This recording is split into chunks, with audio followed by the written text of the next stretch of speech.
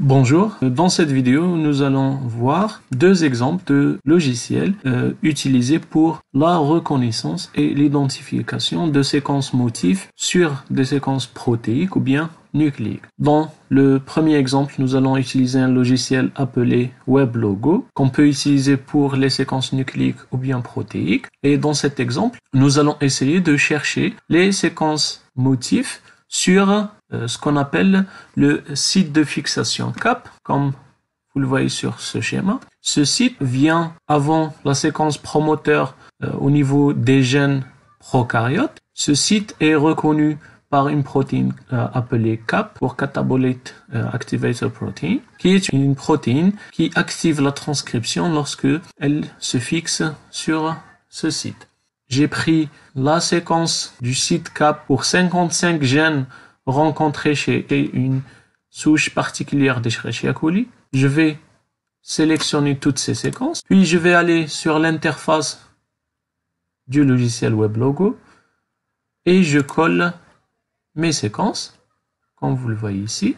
Donc ici, j'ai 55 séquences du site CAP. Ensuite, je configure le résultat visuel de la recherche. Ensuite, je clique sur Create Logo et vous allez avoir ce résultat graphique qui vous montre la fréquence de répétition des nucléotides sur chacune des positions des séquences. Les séquences que j'ai choisies ont une taille similaire et on voit ici que on a au niveau de cette région et au niveau de cette région des séquences qui se répètent au moins une fois ici et ici. Ce sont effectivement des séquences de signature qui sont en fait les sites qui permettent aux deux sous-unités de la protéine de se fixer sur le site CAP. Deuxième exemple est un logiciel qui permet cette fois de rechercher les séquences motifs au niveau des protéines. Pour cet exemple, j'ai pris 4 séquences d'une protéase appelée entéropeptidase, présente chez 4 organismes différents. Ici, je vous ai juste montré les numéros d'accès de ces séquences sur UniProt.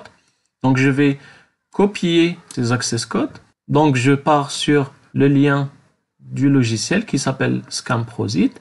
Je lui demande de comparer les séquences protéiques avec la base de séquences motifs PROSIT afin de trouver des motifs qui sont présents chez mes séquences et qui sont répertoriés sur la base de séquences motifs. Pour ce faire, je vais coller mes access codes, mais j'aurais pu coller les fichiers FASTA ou bien d'autres formats. Ensuite, je peux choisir le format de sortie. Je vais choisir un mode graphique et je clique sur Start the Scan. Ici, il me montre d'abord les séquences des 4 protéines que j'ai choisies. Et ici, il me précise que sur les 4 séquences, il a pu trouver 8 séquences motifs qui sont présentes chez toutes les séquences. Les séquences motifs vont ensuite être montrées pour chacune des séquences. Alors pour la séquence humaine, vous avez les 8 séquences représentées ici sous forme graphique sur la longueur de la protéine qui mesure environ 1000 acides aminés. On me précise aussi la présence de certains sites caractéristiques, notamment des ponts du sulfure et des positions de sites actifs sur l'enzyme.